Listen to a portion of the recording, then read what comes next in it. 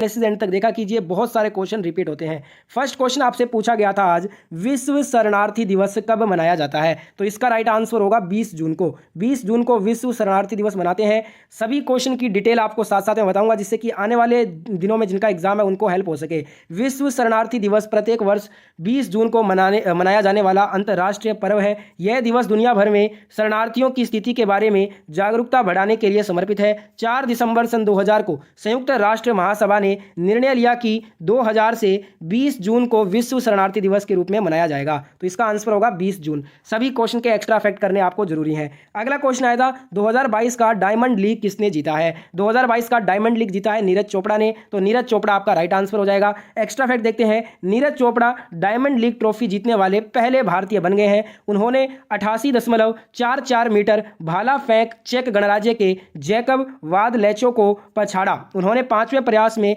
86.94 metre भाला फेंका। ठीक है। अगला क्वेश्चन आया था, राज्य नीति निर्देशक तत्व किस देश से लिया गया है? तो इसका आंसर होगा आयरलैंड से लिया गया है। संविधान का भाग 4 में राज्य नीति के निर्देशक सिद्धांतों का उल्लेख मिलता है। अनुच्छेद 36 से 51 तक किया गया है। ठीक है, तो ध्यान रखिएगा, ये आपका इंपॉर्टेंट है जो कि पूछा गया आज, नीति निर्देशक तत्व जो कि आयरलैंड से हमने लिया है। अगला क्वेश्चन आया था, तमिलनाडु और आंध्र प्रदेश की सीमा पर कौन सी झील स्थित है? तो इसका आंसर होगा पुलिकट झील। पुलिकट झील जो है ये भारत के आंध्र प्रदेश और तमिलनाडु राज्यों में स्थित एक अनूप झील है। चिलिका झील के बाद यह 759 वर्ग किलोमीटर क्षेत्रफल वाली झील भारत की दूसरी सबसे बड़ी नूनखरा झील पारितंत्र है। ठीक है, तो पुलिकट झील इसका राइट आंसर होगा। वीडियो को सभी लाइक करेंगे एक साथ। अगला क्वेश्चन आया था, गौतम बुद्ध ने प्रथम उपदेश किस वृक्ष के नीचे और कहाँ दिया था? कुछ स्टूडेंट का कहना है कि वृक्ष का नाम पूछा था, कुछ बोल रहे थे कि उपदेश कहाँ दिया था वो पूछा है, और कुछ स्टूडेंट ये बोल रहे थे कि ज्ञान की प्राप्ति कहाँ हुई। ये इस टाइप से क्वेश्चन बता रहे हैं स्टूडेंट, तो आपको मैं सभी चीज़ बता दूंगा। देखिए, गौतम बुद्ध ने पहला उपदेश यूपी के बनारस शहर के पास सारनाथ गांव में दिया था। अगर आपसे यह क्वेश्चन पूछा है कि गौतम बुद्ध ने प्रथम उपदेश कहां दिया, तब तो आपका आंसर होगा सारनाथ। अगर आपसे क्वेश्चन ये पूछा है कि किस वृक्ष के नीचे दिया, तो बोधि यहाँ पे आपका ठीक है, तो पीपल के पेड़ के नीचे बोधि ज्ञान उन्हें प्राप्त हुआ, और पीपल का पेड़ वृक्ष पूछा है तो पीपल का पेड़ राइट आंसर होगा। और अगर आपसे पूछा है कि ज्ञान प्राप्ति कहाँ हुई, तब आपका आंसर बोध गया होगा। यानी कि 3 क्वेश्चन पूछे जा सकते हैं इस टाइप के। अगर आपसे पूछा है उपदेश का, तब आपका आंसर सारनाथ होता है। वृक्ष पूछा है, तब आपका आंसर पीपल होता है। अगर आपसे यह पूछा है कि कहाँ उन्होंने ज्ञान प्राप्त किया, तब आपका आंसर होगा बोध गया में। ठीक है, तो बताइएगा तीनों में से कौन सा क्वेश्चन बना था, क्योंकि स्टूडेंट तीनों क्वेश्चन बोल रहे थे। एक क्वेश्चन आया ईरानी ट्रॉफी से कि ईरानी ट्रॉफी किसने जीती? तो इस बार की ईरानी ट्रॉफी दोस्तों ये आपकी जो है ना रेस्ट ऑफ इंडिया ने जीती है। तो रेस्ट ऑफ इंडिया आपका ऑप्शन में था, वो करेक्ट हो जाएगा। ईरानी ट्रॉफी क्रिकेट से संबंधित है और ये पहली बार 1960 में खेला गया था। अगला क्वेश्चन पूछा गया था नरेंद्र मोदी जी से कि नरेंद्र मोदी ने सीएनजी की आधारशिला कहां पर रखी है? तो दोस्तों इसका आंसर होगा भावनगर। प्रधानमंत्री ने भावनगर में दुनिया के पहले सीएनजी टर्मिनल और ब्राउनफील्ड पोर्ट की आधारशिला रखी। इस पोर्ट को 4000 करोड़ रुपए से अधिक की लागत से विकसित किया जाएगा और इसमें दुनिया के चौथे सबसे बड़े लॉक गेट सिस्टम के साथ साथ दुनिया के सबसे पहले सीएनजी टर्मिनल के लिए अत्याधुनिक बुनियादी संरचना होगी। तो राइट आंसर इज भावनगर। ठीक है, अगला क्वेश्चन देखते हैं। अगला क्वेश्चन आया था, कोंकणी, मणिपुरी व नेपाली भाषा को किस अनुसूची में जोड़ा गया था? तो इसका आंसर होगा 8वीं अनुसूची में। भारत का संविधान का 71वां संशोधन अधिनियम जो कि 1992 में हुआ था, भारत के संविधान में एक और संशोधन किया गया। संविधान की 8वीं अनुसूची में कुछ भाषाएं को जोड़ने की मांग चल रही थी। इस अधिनियम में संविधान की 8वीं अनुसूची में संशोधन करके इसमें कोंकणी, मणिपुरी और नेपाली भाषाओं को शामिल किया गया। तो 8वीं अनुसूची आपका ऑप्शन में था, वो करेक्ट करना था आपको। अगला क्वेश्चन आया था 1992 में सिनेमा का लाइफ टाइम अचीवमेंट अवार्ड किसे मिला था?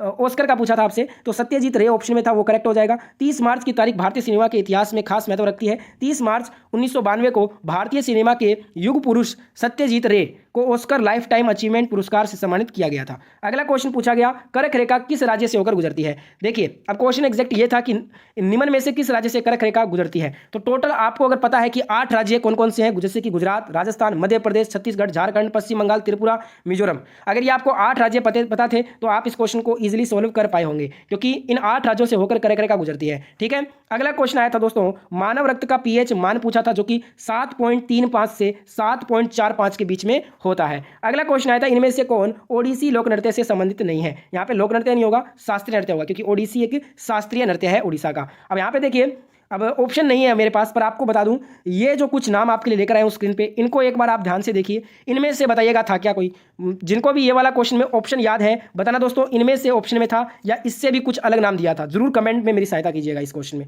अगला क्वेश्चन आया था परम 8000 किस जनरेशन का कंप्यूटर था? तो ये 5वीं पीढ़ी का कंप्यूटर था। ऐसा मैं क्यों बोल रहा हूँ, इसके पीछे कारण सुनिए। देखिए 5वीं पीढ़ी जो है वो परम 8000 श्रेणी की पहली मशीन थी और इसे शुरुआत से बनाया गया था। विजय पी भाटकर को सुपर कंप्यूटिंग में भारत की राष्ट्रीय पहल के वास्तुकार के रूप में जाना जाता है, जहां उन्होंने परम सुपर कंप्यूटर के विकास का नेतृत्व किया था। उन्होंने पहला भारतीय सुपर कंप्यूटर परम 8000 1991 में विकसित किया था। प्रथम पीढ़ी जो कंप्यूटर थे वो इस टाइम थे, द्वितीय पीढ़ी, तृतीय, चतुर्थ और पंचम जो 5th जनरेशन है वो 1985 से शुरू है और वर्तमान तक चल रहा है। इसलिए मेरे अकॉर्डिंग ये 5वां पीढ़ी आपका करेक्ट होना चाहिए। बाकी आप बताना ऑप्शन में क्या दिया था इसमें। अगला क्वेश्चन देखिए आया था इनमें से कौन सही नहीं है, ये बताना था। तो स्टेटमेंट बेस्ड क्वेश्चन था, जिसमें एक स्टेटमेंट था कि मनप्रीत सिंह का संबंध बॉक्सिंग से है, जो कि बिल्कुल गलत स्टेटमेंट है। दूसरा था कि नीरज चोपड़ा का संबंध भाला फेंक यानी कि जेवलिन से है। तो ये स्टेटमेंट तो सही है, पर मनप्रीत सिंह वाला स्टेटमेंट गलत है, क्योंकि मनप्रीत सिंह जो है ये भारतीय हॉकी टीम के खिलाड़ी हैं। ठीक है।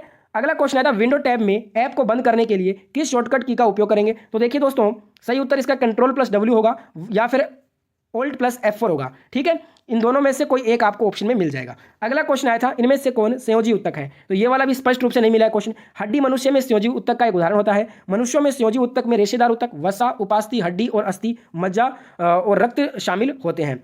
संयोजी उत्तक अन्य अंगों को एक साथ बांधता और स्थान भरता है। बताना इसमें एग्जैक्ट ऑप्शन क्या दिया था। एक क्वेश्चन आया था इनमें से कौन वलित पर्वत नहीं है या फिर वलित पर्वत है, इस टाइप से कुछ क्वेश्चन होगा शायद। तो देखिए वलित पर्वत कौन कौन से होते हैं? हिमालय, अल्पाइन, पर्वत समूह, Rocky, Andes, Appalachian, Atlas, Caucasus, Elburz, Hindu Kush आदि वलित पर्वतों के प्रमुख उदाहरण हैं। इनमें से कोई एक नाम था क्या? बताना दोस्तों। कुछ क्वेश्चन जो स्पष्ट नहीं मिले हैं उनमें आपकी हेल्प चाहिए, मुझे कमेंट में बताइएगा। जैसे कि एक और क्वेश्चन था which iron ore belt is not related to iron ores, इसमें हरियाणा, राजस्थान, बेल्ट, इस टाइप से ऑप्शन थे।